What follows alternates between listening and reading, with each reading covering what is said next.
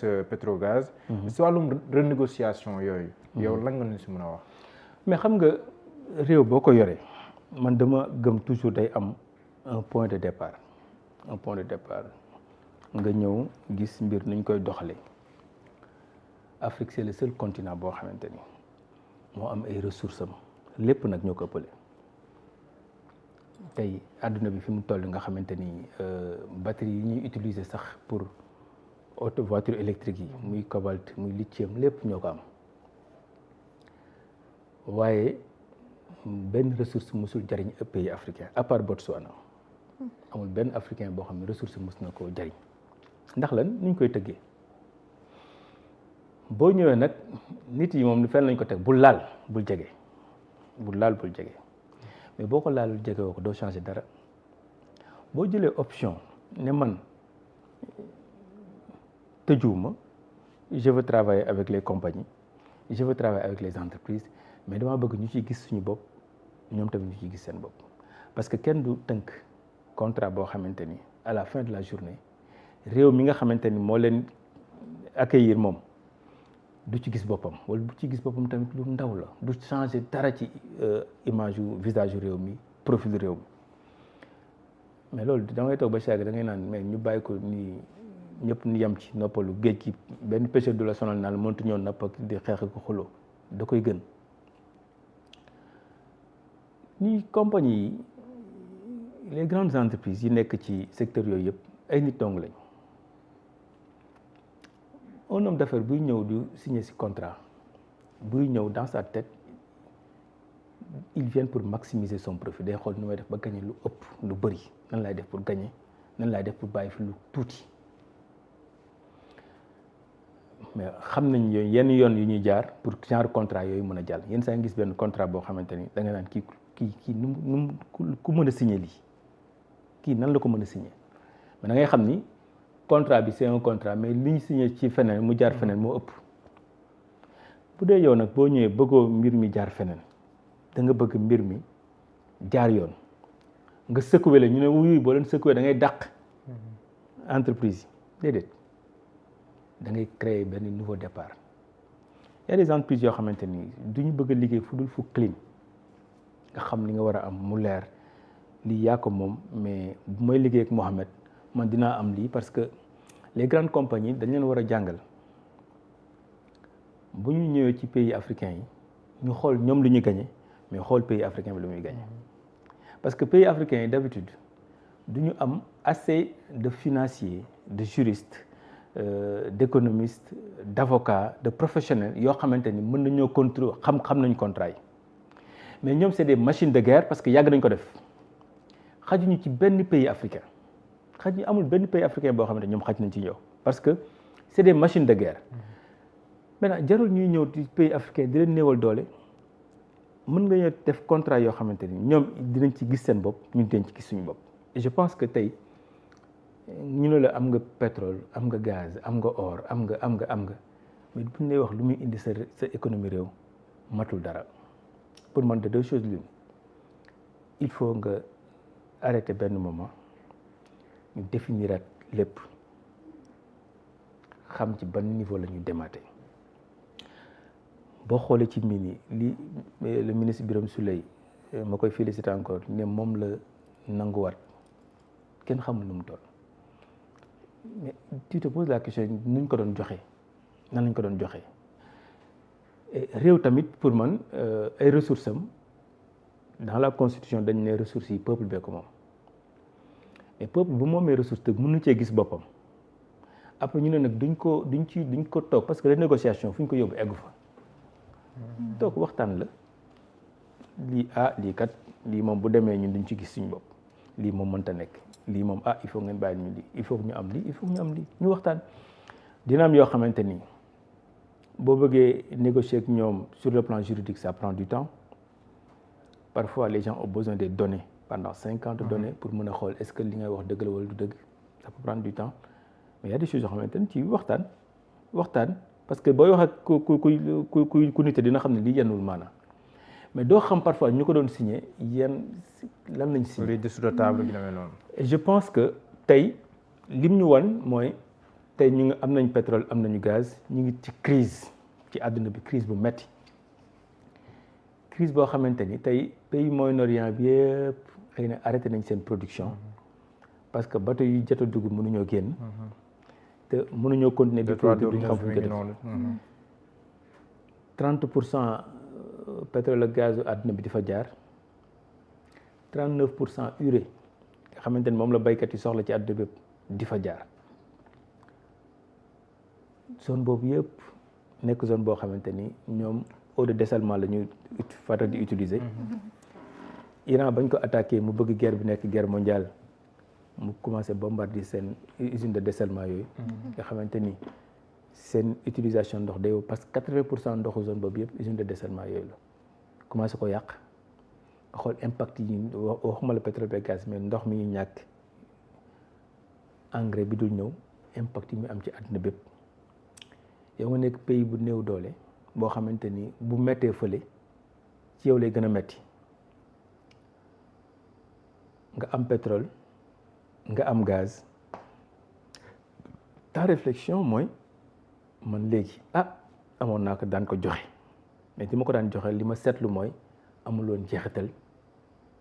ci sama réew mais lii depuis 2021 chaque année ou bien chaque 2 ans moo am crise bu mag bu ñëw ñu jóge ci Covid dem ci guerre russo-ukrainienne mu metti trop ñu jóge fa dafa ni yëf yi jeex na Trump ñëw ba mu ñëwee ba léegi su attaqué kii kay bàyyi kële nga nekk ci incertitude boo xamante ne xamoo kañ lay jeex mais il faut nga commencer ni ko président de la République waxee am une économie endogène c'est-à-dire que am économie boo xamante ni dina répondre aux problèmes de ton propre pays dans un premier temps au problème de la sous-région parce que Sénégal dafa war a nekk un pays région dafa war a nekk dëkk boo xamante ni warul régler problème Sénégal kese parce que tous les pays de la sous-région ñun mën nañ leen suñu régler suñu problème mu yàlla nañ yàlla def ba suñu projet Yaakaar Teranga bi ñu mën ko exploiter nga xamante ni crise lu mu méttati di nga xam ni yow sa dëkk produire nga li nga soxla ci say besoin di nga mën a jàppale les pays de la sous-région parce que man gisuma Sénégal dem sans Guinée sans Gambie sans Mauritanie sans Mali gisuma loolu parce que bu Sénégal demee te ñooñu demul ñoom ñëpp dañu ñëwaat fii rek dëkk bi gën a métti or il faut qu'on essaie de chercher comment se développer ensemble comment ñun ñëpp ñu jógandoo ensemble te loolu mënuñu ko def tant que gérer wuñu ressource énergétique te ressource énergétique nag mënuñu ko gérer tant que waxtaanuñu ak ñi ko yor maintenant nag après ay choix la le premier ministre a fait un choix et son choix a porté ses fruits maintenant l'establishment mën na bañ a d'accord ak moom mais man jàpp naa ni mënoo nekk ci réew di am ay ressources jariñu la doo trouver benn stratégie pour ressources yi jariñ la et je pense que yoon bii ñu bëgg a dem koy liggéeyal dina xam ni parce que pour man Sénégal li ma mës a gëm loolu dama ko mës a gëm corruption dafa yàq lu bari bu ñu yàlla may ñoom ay njiit yoo xamante ni wax dëgg yàlla mën nga leen waxal lu nekk mais ay waxi xaalis ak corruption jàpp ma ni mën nañoo nekk sax ci loolu war nañoo commencer di xool maintenant lépp lu ñu signéti ban njeexte lay am ci Sénégal parce que Sénégal mën nañoo muñ parce que ndax ñu mën a muñ dañoo xam ku ci nekk li nga mën ak li nga mënul mais ba kañ bi day tax rapidement bu ñu la jënkee rek nga jëm a xool na nooy trouver solution balaa peuple bi naan mais yéen boobu ba léegi vous n'avez pas réglé les problèmes je pense que revoir tous les contrats essayer de voir comment mettre en place une stratégie boo xamante ni Sénégal day am pays day nekk pays pétrolier am ay compagnie fi ñëw mais Sénégal jéem a développer Petrosen sa compagnie nationale def ko mu mën a nekk compagnie bu dëgër amal ko yoon boo xamante ni day mën a nekk opérateur comme ñëpp dans toute la sous-région au-delà du Sénégal mën a nekk compagnie boo xamante ni xëy na lu ñu soxla ci ressource énergétique moom dinañ ñu ko mën a baaxee et sans ça crise yi di ñëw parce que bii tey bu jeexee beneen day ñëwaat te mënoo dëkk ci crise bu jotee rek nga téye sa loxo sa bopp nu may def ba génn ci il faut trouver rapidement des réponses à ces problèmes-là et je pense que loolu vraiment moo nekkoon l'actualité phare bu ñu waroon gérer pas les questions politiques parce que ñun ñu ngi ci urgence yu métti. docteur le premier ministre dafa def exercice boo xamante ni mën naa ne peut-être bu mu miin la ci yeneen i domaine exercice de transparence mais da koo def jur na débat ci ñenn ñi maa ngi dégg tey si suba sax ku ci mel ni Cheikh Omar Diagne wax na ni ñàkk a xam mooy waral nga nekk ci di ay renégociation toog ci place publique bi di ko wax parce que ci ñenn ñi seen gis-gis mooy mën na am impact boo xamante ni en tout cas dina jafe ci réew mi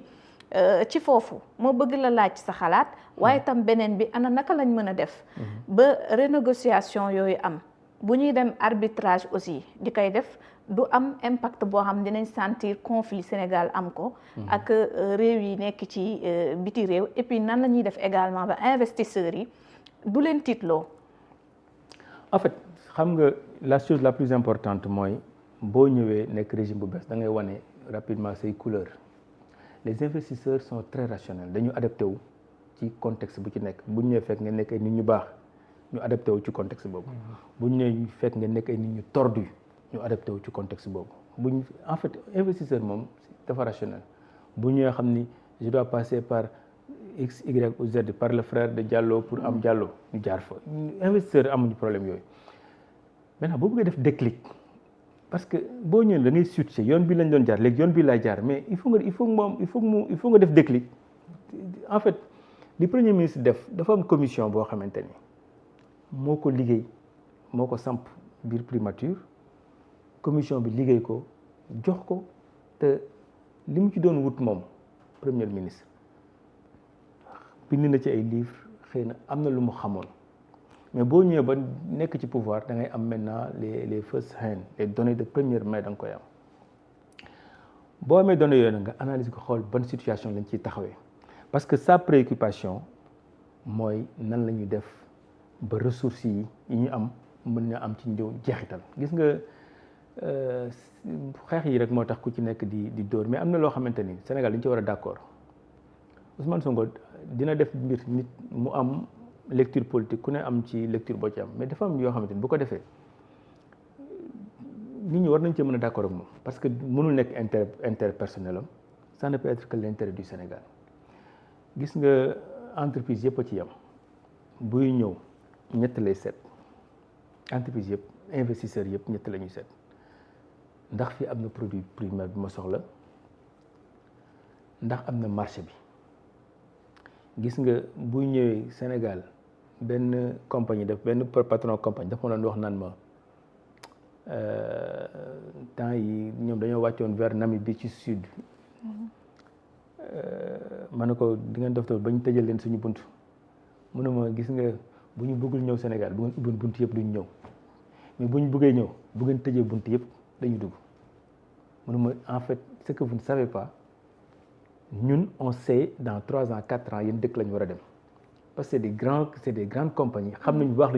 lu ñu bëgg xam nañ fu mu nekk xam nañ nu ñu koy seete ay machine de guerre la ñu am bu ñu bëggee dugg dañu dajji sa buntu dugg bu ñu mënta dugg nag facilités yi ñuy joxal entreprise yi yenn saa dañu leen joxal ay facilités yoo xamante ni te kooku boo ko joxul facilités yooyu sax tey ñëw mais jàpp naa ni que le fait que Sénégal teg benn yoon bu bees dina am ñuy dem mais dina am ñuy ñëw pour man. du menace. Non quand même nooy menacé ñoo xamante ni ñoom nga soxla pour fay salaire parce que les recettes fiscales ñoo yor réew dara yor ko lu recette fiscale maintenant nag mënoo di abandonner sa recette fiscale continuellement parce que réew jamonoy jamonoy Sénégal bu njëkk ba buur yi ba léegi impôt parce que nit ñi dañ naan bu ñu bëggee ñun ñett ñi bokk fii kon ñu bokk benn appartement na ku nekk am looy génn ñu koy balee di ko fu fobeere et ainsi de suite loolu rek impôt c'est-à-dire que bu ñu bëggee bokk dara bu ñu bëggee def communauté def peuple def société ñu ne dañoo war a bokk dara il faut que am ku ci nekk am looy génne moo tax fay bi ñuy fay am na dëkk bu ma ñëw bëgg maa wax turam bu ñu jegee trop boo xamante ni su ma fa daan dem dama fa daan def benn cours dañ may wax naan ma ñoom en fait fii taxi yi bëriwul mais jihadiste dañoo xëy rek nangu dëkk bi maa leen ñun nag suñuy taxe moo tax ñoom police bu baax ñoom école bu baax ñoom armée bu baax parce que muy armée muy école muy police. même ay hôpitaux. ñooñu dañu consommer. te duñu produire ay ressources. maintenant da ngay dagg ci ñiy produire ay ressources pour am armée bu baax. moo tax dëkk yooyu doo leen gis ñoom infrastructure yu baax ñun nag dañoo décider sénégalais yi ku ci nekk ci li nga nekk ngay cotiser pour ñu am armée am police am école am hôpitaux am infrastructure c'est un prix à payer. moo tax man li ma gëm mooy bu dee ñun ñu néew doole ñi sax dañuy fay impôt boo jëndoon ndox mi léegi fay nga ci 18%. mais lu tax ñi gën a mag duñu fay te ñi gën a mag pour ñoom foofu lañ ko gën a yaakaare. jàpp naa ni les renégociations le premier ministre ne l'a pas fait pour boppam. renégociation tamit nit du xool intérêt mu koy renégocier. loo gis ñu renégocier ko rek day fekk ni am na njeexital bu mu mën a am ci Sénégal am na njeexital bu mu mën a am ci suñuy njaboot parce que li may wax chaque fois rek li ñu gën a sonal mooy du ñu fàtte suñu bopp. gis nga ku ci nekk ci ñun li nga war a xool mooy say njaboot lan laa leen di bàyyil parce que pour man relais la dañuy daw ku ci nekk da ngay am koy jox bant bi mu daw yóbbu ko feneen. mais li ñu suñuy waajur bàyyil xëy na am na apport yoo xam sur le plan qualitatif am nañu état am nañu école am nañu yu demee noonu. xëy na économie bi doxul mais ñun booy joxe réew mi da ngay fexe ba économie bi dox keneen ki xool leneen lu muy dolli réew noonu lañ koy tabaxee. maintenant xëy na parfois il faut prendre la dimension politique yenn saa yi il faut toujours attaquer le premier ministre il faut toujours attaquer loolu parfois c'est la dimension politique mais parfois il y a énormément de choses yoo xamante ni s'il le fait c'est pas pour lui. Et puis c'est des gens qui travaillent avec lui yoo xamante ni le groupe du travail ñoo koy def jox ko c'est moom mooy porter kii bi génn ko mais c'est un travail qui a été fait par des professionnels. président am na dégg premier ministre am na question bu ko posé par rapport ak crise bi nga wax sànq. par rapport ak est-ce qu'on peut s'inquiéter si suñuy approvisionnement en hydrocarbures rek demee noonu. mu ne nous ne sommes pas très loin. de la rupture. oui parce que nu koy déggee. en temps de crise loolu la en temps de crise da ngay am ay tey Sénégal bu doon jënd bateau. maa ngi nuyu directeur SAR Habib bu doon jënd jënd bateau pétrole Oman wala Émirats wala yu demee noonu. mu la koy jaay moo war a ñëw guerre bi tàmbali. mun na li ma la jaay léegi dama ko soxla. ndax Iran bombardé na samay puits man amatuma lu may def donc bateau bi kat dootul egg. am na droit jëlaat bateau parce que en temps de guerre nécessité fait loi. guerre bu jotee balaa ngay laax jaay da ngay laax lekk. loolu nag bu amee te détroit boobu li fay jaar dafa bëri par exemple ñun mën nañu jënd pétrole Nigéria jënd pétrole Iran mën na jënd pétrole yi taxawaalu ci géej gi. xam nga sur le y a le marché au comptant y a le marché à terme am ngay facilité yoo xamante ni di nga ko am mais bu guerre amee ñëppay stressé et day mel ni tey bu ñu yeewu woon ñu ne gaz day manqué. boutique bi ci koñ bi am na gaz de mais buy yëg ni gaz day manqué mu ne gaz am jeex. waaw amatuma benn gaz. après bu demee ba manqué mu yokk prix. voilà non parce que day amatul gaz pour xam ñaata la war a jaayee gaz bi. waaw après bu Aïda ñëwee mu xam ne mi Aïda mën na gan mu ne ko Aïda man de aw ma gaz mais sama xarit bu nekk fële. waaw du sa dem benn wala ñaar am na. waaye moom de ni mu koy jaayee moom multiplier ko par 2. xam nga ne ko mën naa am gaz rek. mun la bàyyi ba guddi naa la ko indil sa kër. guddi nga jox ko xaalis guddi mu jël gaz ci biir këram ñu indil ko sa buntu kër nga jox ko sa xottu gaz comme si dala defal lu rëy. il a gagné 2 fois. monde des affaires noonu lay doxee. loolu tax Sénégal am raison développer benn champ boo xamante ni da koy nationaliser parce que mënuñoo jël pétrole gaz di ko joxe rek. yow doo am loo xamante ni crise yi bu ñëwee ci ngay wéeru moo tax on est en train de travailler pour que Yaakaar Teranga nekk loo xamante ni yëfu Sénégal lay doon parce que pour man mënuñoo ñàkk ñun am loo xamante ni ñoo ko moomal suñu bopp bu crise amee lu mën a am ci àdduna bi sur le plan énergétique dinañ am fuñ téye et je pense que noonu la ñu war a développer filière riziculture bi mbayum ceeb bi nga xamante ni bu Covid bi yàggoon ñële ne duñu jaayati seen ceeb yow nga mën a am loo dundee gis nga réew dafa am loo xamante ni kenn waru koo jéggaani looy lekk looy naan looy sol war nañoo mettre en place des stratégies yoo xamante ni duñ ko jéggaane ci fenn ñoo ko wutal suñu bopp et je pense que loolu nag ci lay commencé ci crise yi moo lay wan ni yow da nga vulnérable trop boo bëggee xeex sa vulnérabilité nag surtout booy woote souveraineté ci yooyu la njëkkee da ngay am yoo xam da nga koy téye maintenant après li ci des li ci bëri nag après premier ministre saa yi génn ñu attaqué ko mais bon c'est politiquement correct. léegi Sénégal impact bi la ñuy laaj dégg nañ tam bloc bu Kayar bi dellu si na si loxoy Sénégal. léegi impact bi nga xamante ni mooy jëfandiku gaz bi kañ lay nekk lu direct ci ñi nga xamante ni ñoo di foyer également. loolu c'est une question boo xamante ni dafay dellu si surtout njëgu tudd nga gaz électricité bi entre autres. gaz to power tam bu ñu fàttalikoo. nekkoon na programme wala projet bu ñu teg boo xamante ni dafa jëm ci sens boobu. waaye surtout tam ci industrialisation bi. moo tax nañ ñaan yàlla rek directeur Petrosen Aline Gueye. xëy na mi ngi ci liggéey ñun ñi ak man. ak suñu équipe yëpp. nan la ñuy def ba yaakaar teraanga ñu def ko suñu mbir suñu yëf et loolu damay ñaan sénégalais yëpp ñu def ko suñu yëf xam nga ñu am lu ñu moomal suñu bopp. gis nga booy analyse bu yomb dëkk africain yëpp yu am ressource naturelle ressources yi jariñu leen parce que dañoo jël yëpp joxe ko. dëkk naar yëpp yi nga xamante ne ressource dafa am ci ñoom jeexital dafa am yoo xamante ni ñoo ko moomal seen bopp. donc pour man le choix est vite fait. il faut que ñu am lu ñu moomal suñu bopp te buñ ko moomalee suñu bopp du nekk rek yoo xamante ni yëfi Petrosen la COS-Petrogaz ministère de l'énergie premier ministre et président Diomaye yëfi Sénégal lay doon parce que li mu soxla rek ñun ñëpp ne pour des raisons de sécurité pour des raisons de souveraineté il faut que ñu am loo xamante ni ci wàllu énergie suñu énergie ñoo koy moomal suñu bopp parce que ñu dañoo mës a gëmloo ni mënuñu dara xamuñu dara. gis nga yenn saay combat bi gën a rëy bu ñu mën a mëne mooy loolu c'est-à-dire que on n'a pas besoin comme le disait Wole Soyinka un tigre n'a pas besoin de rugir pour montrer sa tigritude. Il doit prendre sa proie et la dévorer. dañu war a wane ni fi ñu jàngee lañ jàngee li ñu xam la ñu xam et puis man je sais pas lu tax ñun mënuñu juboo di defal suñu bopp. parce que yaakaar teraanga boobu bis buñ ko yàlla mayee ba ñu exploité ko lépp li nga xamante ni bëgg nga ko ci facture bu wàññeeku ci nga koy mën a amee parce que boo amee énergie boo xamante ni état ko moom état mën naa xool nu mu koy yokk ak nu mu koy wàññi.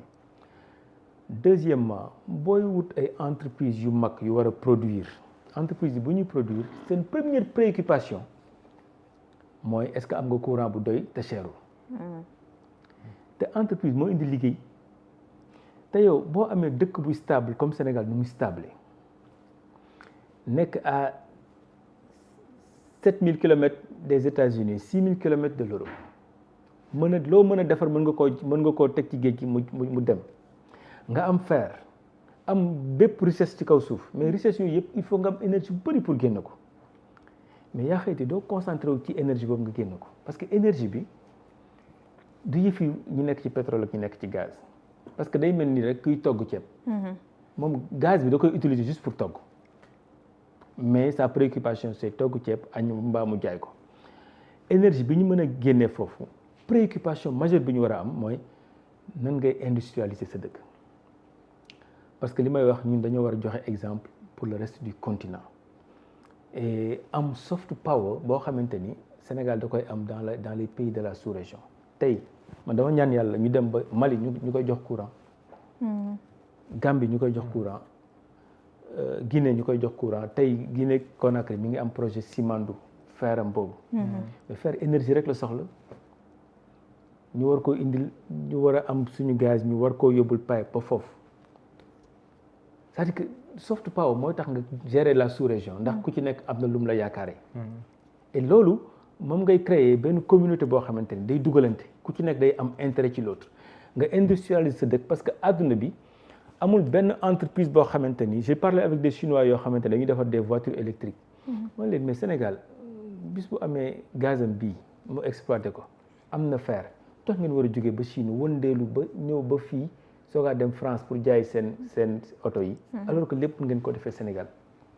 parce que li gën a wóor mooy stabilité am nañ ko le Sénégal est un pays chroniquement stable mais loolu nañu ñaan am énergie bu doy te énergie bu doy du Sangomar lañ koy jëlee du GTA lañ koy jëlee ci yaakaar teranga rek lañ koy mën a jëlee xaw ma ku tuddee bloc yi Macky Sall xam kan moo ko conseillé yaakaar ak teranga mais c'est des mots yoo xamante ni c'est tellement vrai mais loolu nag dëkk moo koy def il faut que projet boobu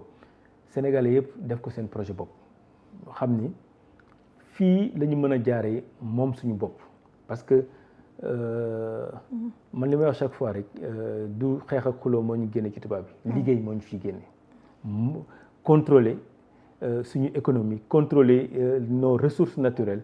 am effet bu ñuy def dans la sous-région parce que les pays de la sous-région aussi war nañ leen jàppale war nañoo échanger ak ñoom mais lu ñu am pour man li gën a rëy lu ñu mën a jàppale c'est l'énergie parce que tey boo demee Mali problème boobu la ñu am boo demee Guinée-Bissau problème boobu la ñu am et je pense que on doit être Sénégal dafa war a nekk pays bu grand et élégant te loolu pour mu def ko foofu ñu réussir pour man suñu bloc yaakaar teranga bi mais li ci am solo mooy nit ñaa ngi ci guddeeg bëccëg di xool nu ñu ko mën a defee mais il faut que ñu dem ba projet yaakaar teranga jël ci communauté bi ñëpp jël ko xam ni bu génnee rek seen yëfu bopp la te ñu bañ a gëmloo nit ñi ni sénégalais mënu ko def sénégalais lu mënta def amul